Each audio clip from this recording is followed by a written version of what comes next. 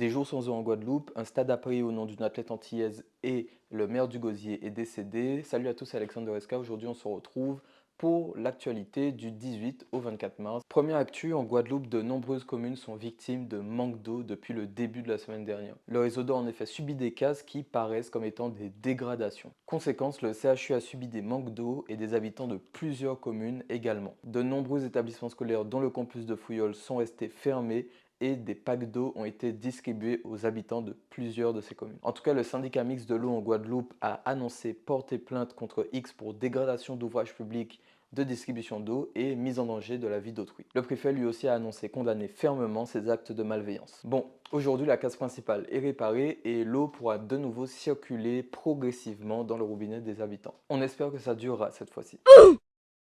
Deuxième actu, la Martinique sera bientôt reliée à la Dominique et la partie hollandaise de Saint-Martin. Dans une semaine, le 1er avril, Winner, partenaire d'Air France, desservira ces deux destinations à raison de 4 rotations par semaine. Troisième actu, le nouveau stade d'athlétisme de l'INSEP de Paris portera le nom de Marie-Josée Pérec. Alors ça se situe dans le 12e arrondissement de Paris, ça a été fraîchement rénové et fraîchement renommé au nom de l'ex-athlète guadeloupéenne vendredi 22 mars. Ce stade fait partie du projet de rénovation en vue des Jeux Olympiques 2024 à Paris. Quatrième actu, la France passe en alerte urgence attentat après l'attentat qui a eu lieu à Moscou la semaine dernière. Ça a été communiqué par Gabriel Attal hier, le plan Vigipirate est ainsi à son niveau maximal. Cinquième actu, Cédric Cornet, maire du Gosier, est décédé jeudi 21 mars dernier. Élu en 2020 et âgé de 43 ans, l'homme a été retrouvé en rigidité cadavérique à son domicile. Alors selon l'autopsie, Cédric Cornet serait décédé d'asphyxie par obstruction alimentaire. Néanmoins, son avocat a demandé des examens supplémentaires. La famille de Cédric Cornet pense que la situation est plus compliquée que ça. On va suivre tout ça sur SK dans les jours à venir. Sixième actu, la France évacue d'urgence les ressortissants français